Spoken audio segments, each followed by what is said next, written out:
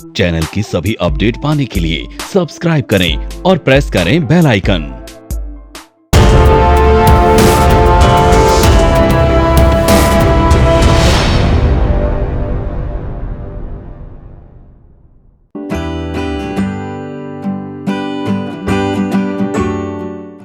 IFMC professional way से stock market सीखने का एकमात्र और बेहतरीन नाम है। सिंप्लिसिटी ऑफ लेक्चर्स, स्ट्रैटेजीज और बेहतरीन ट्रेड मॉडल की वजह से IFMC को बहुत मान्यता और प्रसिद्धि प्राप्त है।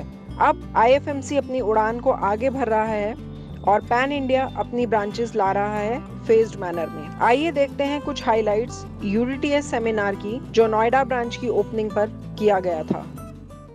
Good morning everyone. स्टार्ट करने से पहले एक छोटा सा इनपुट मुझे चाहिए आप लोगों का, ताकि मैं बेटर कर पाऊं। मैं समझना चाहता हूं यहाँ कितने लोग बिगनर्स हैं और कितने लोग ट्रेडर्स हैं। पहले वो लोग हाथ खड़े करें जो बिल्कुल बिगनर्स हैं। ऑलमोस्ट सारे। आप ट्रेड करते हैं? कब से कर रहे हैं? 2 साल से ट्रेड कर रहे हैं। किस में, कौन से सेगमेंट में? Equity, capital, derivative? कैपिटल में, डेरिवेटिव नहीं। आप पारुल? बोथ। कब से? ऑप्शंस में भी कर रहे हो? तो डेरिवेटिव में क्या करते हो? F&O में क्या करते हो? फ्यूचर्स? बाप रे बाप, तो ये तो बहुत रिस्क कर रहे हो आप। एक एक फ्यूचर पे 5-5, 6-6 लाख का मार्जिन है, तो इतना रिस्क लेते हो आप?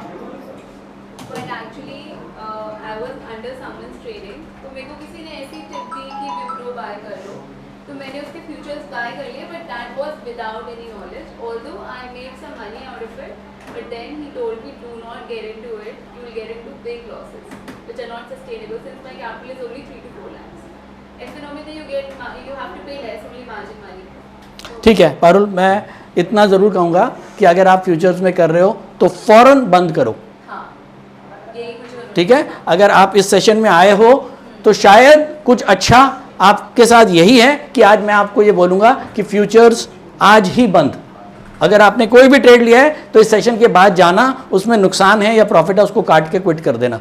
ये मत सोचना कि मुझे अब वेट करना है, ठीक है? बाकी हम बाद में बात करेंगे। केवल अभी इतनी सजेशन है, फ्यूचर्स में बिल्कुल क्विट। फ्यूचर्स आपके लिए बिल्कुल नहीं है अभी के लिए। 2, 3, 4 साल के बाद अगर आपको लगेगा तो आप फ्यूचर्स में जाओगे। खैर, ज़्यादातर लोग बिगनर्स हैं। मैं थोड़ा सा बिगनिंग से स्टार्ट करूंगा। बेसिकली आप लोग जितने भी लोग हो, आप सब लोगों का एक इंटरेस्ट है स्टॉक ट्रेडिंग। फैसिनेट करता है स्टॉक मार्केट सबको, क्योंकि इजी मनी है। कुर्सी पे बैठना है, सुबह बैठना है, शाम को पैसे लेके उठना है। तो ये देख के बड़ा अच्छा लगता है कि हाँ, हम जो है वो एक ही दिन में बैठे बैठे बहुत कुछ कमा सकते हैं। ऐसा लगता है ना? और यही एक हमको खींचती है स्टॉक मार्केट में कि जहां पैसा जो है बहुत आसानी से बनता है। लेकिन क्या ये इतना आसान है? क्या स्टॉक मार्केट किसी को भी इतनी आसानी से पैसा दे देगी? नहीं देगी। स्टॉक मार्केट में आने वाले 100 लोग में से केवल 4 लोग ऐसे हैं जो पैसा बनाते हैं और 96% पैसा लूज करते हैं। और जो 96% लूज करते हैं वो किसी को बताते नहीं हैं, क्योंकि लूजर्स कभी भी अपने आप को पब्लिसाइज नहीं करते, उनको शर्म आती है। अगर वो दोस्त को भी बताएंगे मैंने घाटा किया, यार बेवकूफ है। घर में बताएगा तो बीवी से डांट खाएगा।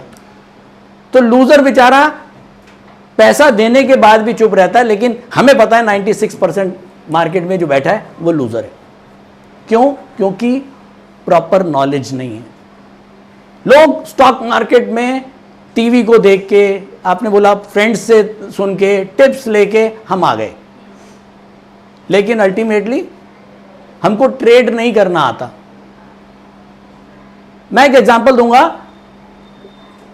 स्टॉक मार्केट एक प्लेटफॉर्म है जहां पर बड़े से बड़े लोग ट्रेड कर रहे हैं और बिगनर भी ट्रेड कर रहा है। ऐसा है ना सर? आपका क्या नाम? दीपक। दीपक बिगनर हैं, और अगर इन्होंने स्टॉक मार्केट सीखा तो ये NSE के प्लेटफॉर्म पे ट्रेड करेंगे या BSE के प्लेटफॉर्म पे ट्रेड करेंगे, राइट? राकेश झुंझुनवाला कहां करेगा? वो भी यहीं करेगा। और जो बड़े बड़े कार्टेल हैं वो कहां करेंगे? तो इसका मतलब क्या हुआ कि कोई अलग प्लेटफॉर्म आपके लिए नहीं है। एनएससी ने सबको एक दे दिया, एक ही पिच है, इंटरनेशनल पिच, कि हम तो सीख रहे थे गली में और हमको इंटरनेशनल पिच के ऊपर लाके खड़ा कर दिया कि खेलो, और सामने कौन सा बॉलर आएगा आपको नहीं पता। दीपक जी बैटिंग पे, सामने बॉलर कौन है? बुमराह, क्या हाल होएगा? या दीपक जी बॉलिंग पे और सामने विराट कोहली, ऐसा ही होता ना। ये फैक्ट है, लेकिन ये किसी को समझ में नहीं आता। मैंने लिखा है एनएससी को कि बिगनर्स के लिए अलग प्लेटफॉर्म बना दो भैया, शायद ये लोग भी कुछ कमा लें, लेकिन ऐसा हो नहीं सकता। आपको सीखना भी यही है और प्रैक्टिस भी यही करनी है। अभी पारुल ने बोला कि मैंने सीखा, अब पारुल के लिए एक ही प्लेटफॉर्म है, गाड़ी चलानी तो सीख ली। अब इनके लिए ऐसा नहीं है कि खाली मैदान दे दिया कि यहां चलाओ, नहीं, चांदनी चौक में चलाओ। अब पारुल गाड़ी चलाने सीख के आई है अभी अभी उसके ऊपर डेमो पे, और इनको कहा गया है चांदनी चौक में गाड़ी चलाओ। यही हो रहा है ना, ये फैक्ट है। तो आप लोग सीख के जाते हो और उसके बाद सीधा ट्रेड करने लगते हो, नहीं, पहले आपको सीखना है, अपने आप को एजुकेट करना है, अपने आप को इस काबिल बनाना है कि आपको समझ में आए कि मैं स्टॉक मार्केट से जीत सकता हूं। और जिस दिन आपको यह समझ में आ गया, आप मान के चलो कि आप 100% विनर हो जाओगे। और ऐसा नहीं है कि स्टॉक मार्केट बहुत मुश्किल है, स्टॉक मार्केट बहुत आसान है, केवल समझने का नजरिया चाहिए। मैं एग्जांपल देता हूं, मैं 5 साल पहले एफएमसी के साथ जुड़ा था। इससे पहले कई इंस्टीट्यूट्स में मैं भी जाता था एज ए लेक्चरर, छोटे छोटे वो देने के लिए। जब मैं वहां जाता था, मेरे को ये कह दिया जाता था, सर ये टेक्निकल की बुक है एनएससी की, ये फंडामेंटल की बुक है, ये ऑप्शन स्ट्रैटेजी है, ये कोर्स खत्म करा दें। हम भी बहुत खुश, सेट कैरिकुलम होता था, बच्चों को पढ़ा के फीस ले ली इंस्टीट्यूट ने, खत्म हो गया काम। मैं आपको बताऊं, सेटिस्फैक्शन नहीं होती थी जब बच्चे निकल के जाते थे और वो ट्रेड नहीं कर सकते थे, उनको ट्रेड नहीं करना आता कि ऑप्शन में अब हम ट्रेड कैसे करें।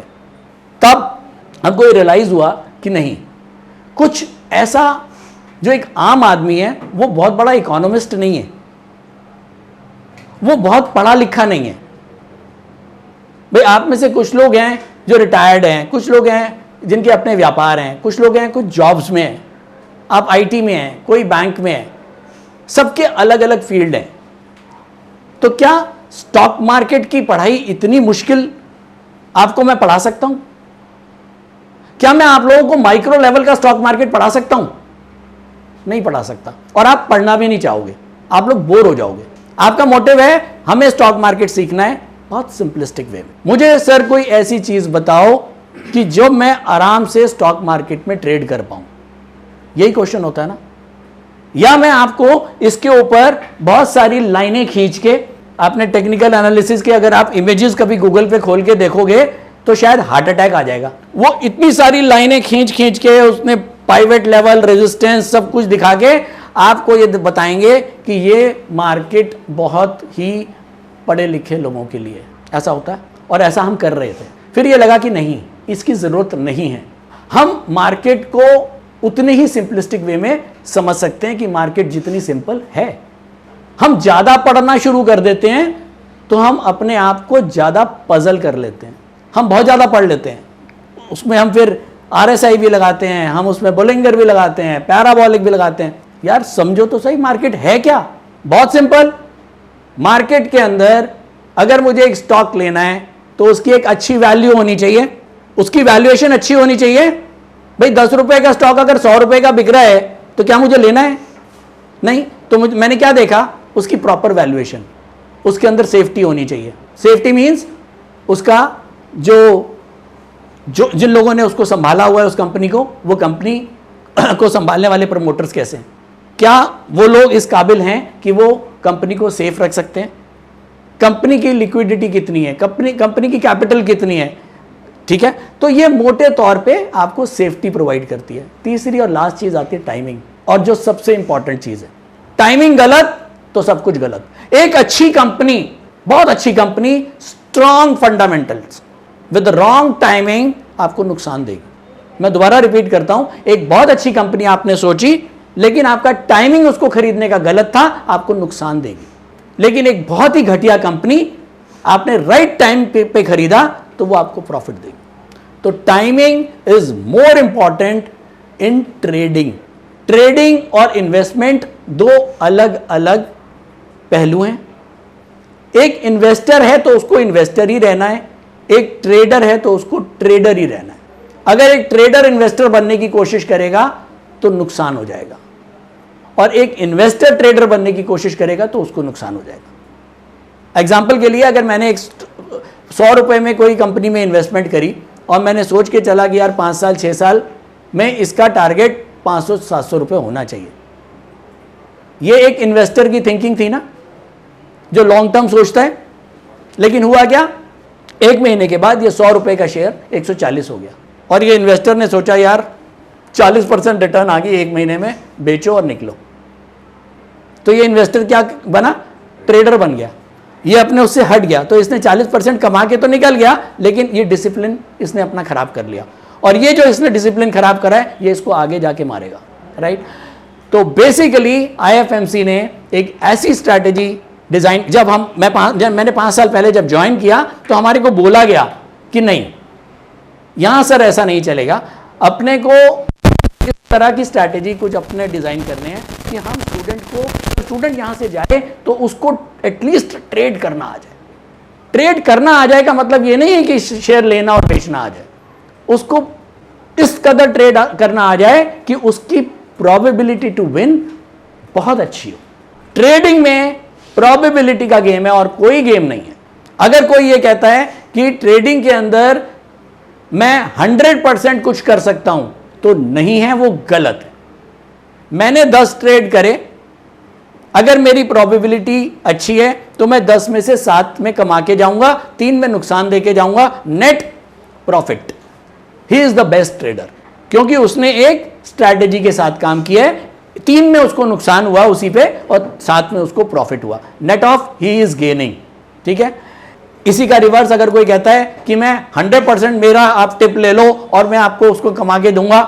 आजकल बहुत सारे नागपुर से फ़ोन आते हैं, दूसरी बाहर की सिटी से फ़ोन आते हैं कि सर हमारे से टिप लो, 100% प्रॉफिट होगा, नहीं तो लाख रुपए आप हमको दोगे और आप जो है उसमें 5 लाख रुपए कमाओगे। ये सब गलत है, इनमें नहीं पढ़ना। अपने ऊपर विश्वास करो, अपनी एजुकेशन पे विश्वास करो और अपने हिसाब से पैसा लगाओ।